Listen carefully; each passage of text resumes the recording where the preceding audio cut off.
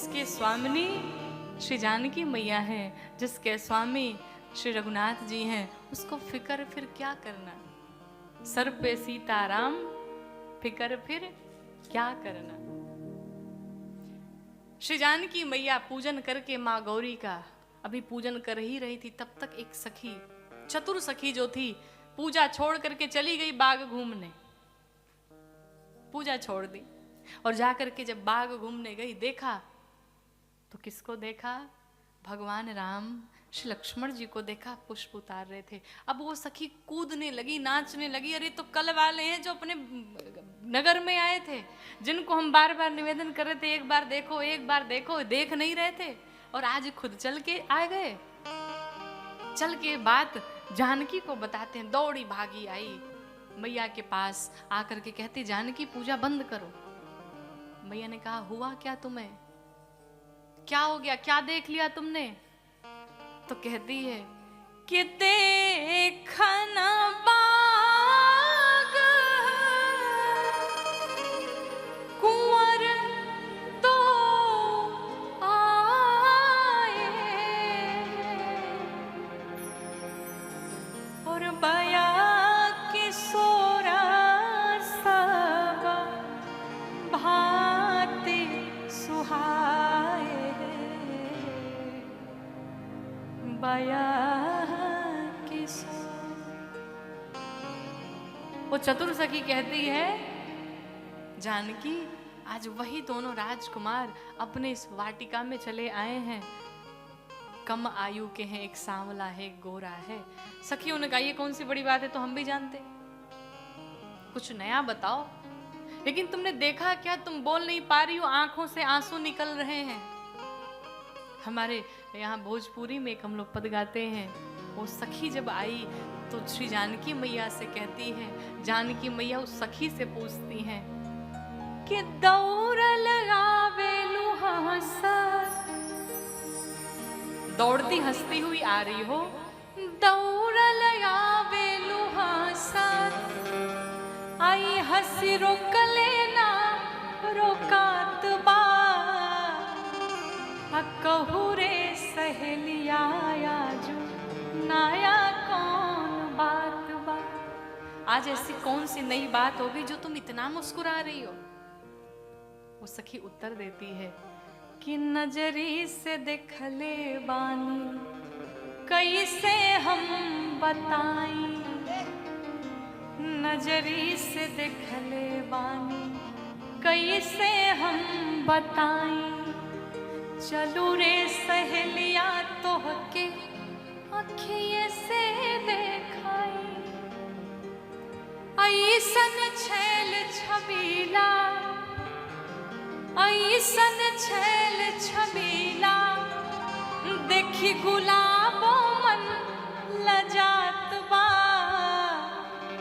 कहू रे सहेलिया आजू नया कौन बात बा। कहा जिन आंखों ने देखा वो आंखें बोल नहीं सकती, और जो मुख बोल सकता है उसने देखा ही नहीं। गिरा अनयन नयन बिनु बानी, जिसने देखा है वो बता नहीं सकता, जो बता सकता है वो देख नहीं सकता। अब ये बताओ, देखे कोई और, बताए कोई और, संभव है क्या? हम तो इतना सा कहते हैं कि कोई आया सखी फुलवरिया में, जैसे जादू, अरे हाँ जैसे जादू, अरे हाँ जैसे जादू भरी उनके इस नजरिया में, कोई आया सखी फुलवरिया में। हम तो बस इतना कहते, तुम चल के एक बार देख लो उन्हें। जब सखियों को लेकर के मैया पहुंची, जैसे माँ चली, पाँव की पायल, कमर के कमरबंद, बाजू बंद सब बज पड़े। भगवान राम श्री लक्ष्मण जी से कहते हैं, लक्ष्मण आज मानो कामदेव दुंदुभी बजा करके इस वाटिका में आ गया है।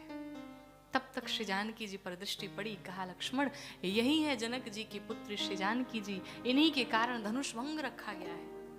कहा यहाँ क्या करने आई? कहा ये पुष्प वाटिका में मैया के दर्शन पूजन के लिए आई हैं। जब सखियों ने भगवान को देखा, एक सखी कहती है अगर विचार करो इनका विवाह अगर हमारी जानकी जी से हो जाता तो कितना बढ़िया रहता। तो एक सखी ने कहा अगर विवाह जानकी जी से हो जाए तो इसमें हमारा क्या फायदा, भाई हमें भी तो प्रॉफिट होना चाहिए।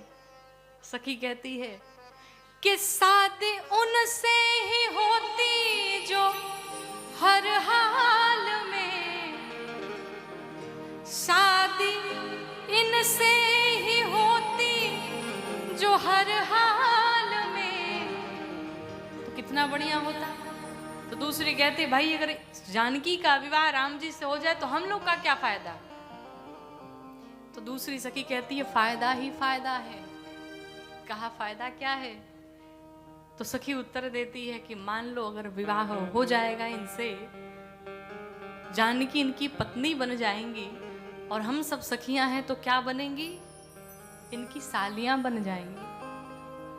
और जिसे देखने के लिए हम इतना लालायित हैं, परेशान हैं, अगर ये ससुराल में साल भर में एक बार तो आएंगे ही, इनके पास बैठ करके हम सब बैठ करके विनोद करेंगे, आनंद करेंगे, कितना आनंद होगा। फायदा ही फायदा है कि आया करते हमेशा ये ससुराल में, आया करते हमेशा ये ससुराल में, ये नैना डूब रहते रूप की लहरिया में। एक सखी ने कहा चलो मान लेते विवाह भी हो जाए, लेकिन हमारे महाराज जनक ने तो धनुष भंग रखा है, और मान लो अगर कहीं ये नहीं तोड़ पाए तो, जब तक तोड़ेंगे नहीं विवाह कैसे होगा, ये भी तो शर्त है। तो चौथी सखी कहती है चिंता मत करो, कोई कहता है दशरथ दुलारे है वो, हमने सुना है चक्रवर्ती सम्राट महाराज दशरथ के पुत्र हैं ये, और इतना ही नहीं सुना है, कहा चिंता मत करो, यज्ञ रक्षा में असुरों को मारे है वो, यज्ञ रक्षा में असुरों को मारे है वो।